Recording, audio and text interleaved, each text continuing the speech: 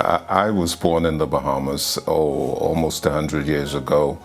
It's a very small little island called Cat Island, but I left there very early in order to do my studies in New Providence, and now I live in New Providence.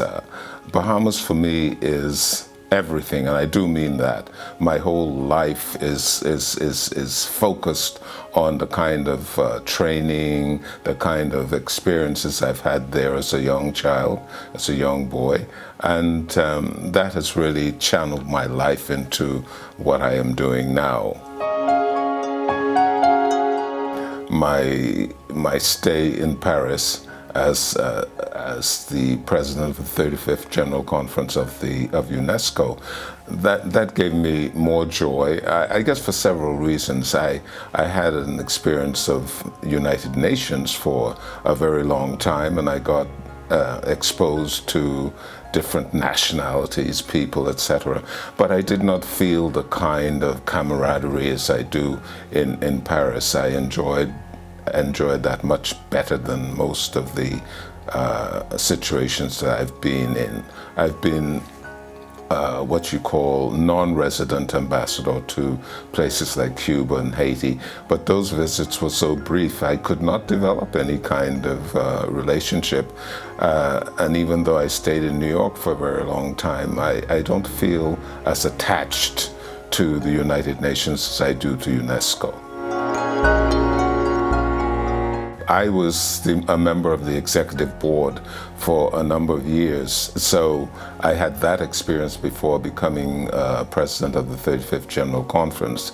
My job was, in the first instance, to present the views of my country to members of the executive board on questions like EFA, Education for All, discrimination against women, violence, you name it, culture, all of those things. So I was responsible for developing what you call reports. But in the 35th General Conference, I was responsible for over 193 countries, where I sat as the chair for them. They came in, gave their views, gave their ideas, and I in turn tried to develop a path that we should follow. And the one good thing about it is I had a chance to meet so many different people with different views and different ideas. I should say I feel that UNESCO has not entirely, but has a different program from the United Nations. So it was much more interesting for me to interact on that level at UNESCO than I did at United Nations. I met Adirata very early in 1978. And I went to the meditation group once or twice, and I said, I don't know whether, this is for me. But the more I went there, the more I felt a deeper kind of appreciation for what it means to have peace in the world. I was not concerned with the actual definition of peace. I was only concerned about how I can help to make other people understand that it's better for us to live together in peace, or to live together really, rather than fighting with each other. So there was a statement I always use saying we should let our differences work for us and not against us. And I learned that very much from Sri Chinmoy, and especially when I went to the aspiration ground. I found that there was a feeling of calm, a feeling of peace. You feel that you don't want to leave that place, because when you do, you're getting out in the world again and you're going to run into all kinds of problems. But what I got there sustained me. I wondered in myself, who was this man that is so dedicated to a cause, whatever the cause is, and I know for him it was the cause of peace. He seemed so unruffled that nobody could ever make him upset or angry or anything like that. And the other day when we were in Valletta, when we had the statue dedicated, as the singers sang that first song on Malta, I was looking at him, very intently, and I just felt that I saw his lips move, in terms of that. And I know for people that may sound ridiculous, but I don't have to explain how that occurred for me. But he was a man that inspired courage, that inspired peace, inspired calm. That was the one thing about him that I found very interesting. I don't understand why we can't agree with each other in a certain point of view.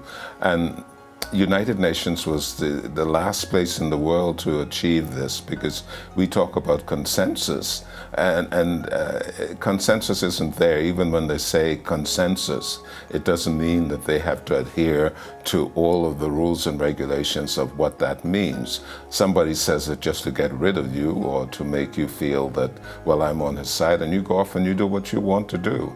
And that bothers me very much. I think life should be simpler than that. But then you come to the big picture of what's happening in our world today.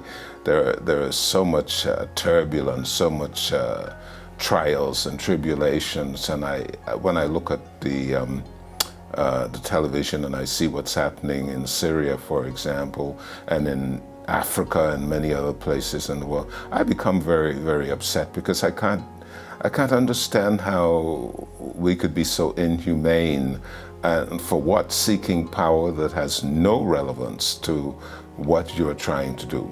Power for me is not being cruel and hurting people. Power means that you should be able to adjust to some of these things. I was director of immigration for a couple of years in the Bahamas, and I used to say to people, to my staff, I said, when you go out, you have to be humane to these people, because you are in charge. You have the power.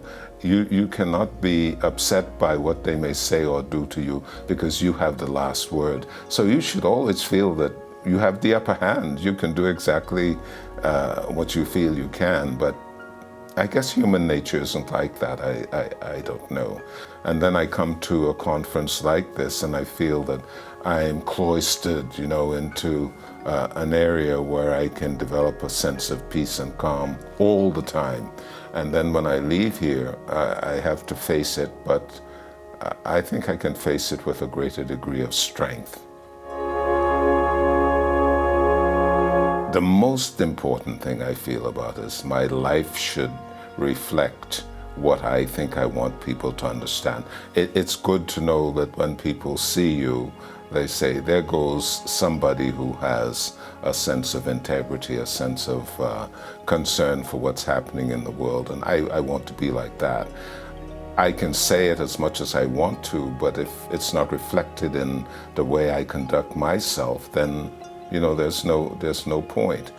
I also base most of my feelings on what I do on the teachings that Christ left behind in his works, to love one another. That was the greatest commandment, I think. Love one another as I have loved you. Now that's a big, big, big responsibility, because he loved us unconditionally, and I don't think we do that. I worry about the fact that I have some kind of envy, animosity in my own mind against certain people, and I feel that what I should do is to go and ask for some form of reconciliation and see if we can become more understanding. But sometimes I don't do it, and when I do it, for example, I feel better, but there's so much of it to do, and I don't know if I am capable of doing that. So I can do it a small bit at a time. When I have the chance, I will do it. I would like to say to the world, let us live together as brothers. Let brotherly love continue. And in every sense of the word, what love means, and I don't mean the kind of superficial information you have about love, but what bothers you affects me. What happens to you affects me, and I don't think people normally feel that way. And once you begin to feel that what you do is going to affect me, you will think about it in a different way. I know it's happened to me. I sometimes feel that I say things or do things that might not be appropriate, but how is that going to affect the person to whom I'm speaking? Well, I want that to be. I feel that the success of this peace run is based on children, how much information we give them, how we show them. They're very perceptive, they're very honest, and they can see through you in no time at all. And so it depends on what we do to make them feel that this is a worthwhile thing, because it has to be carried on. And the children I met, for example, in Kazakhstan, they wouldn't let me go. You know, it was a matter of, even though we didn't understand the language, you know, we had a conversation going, and they were very, very eager to touch that torch to find out how is that going to give me some inspiration to move on.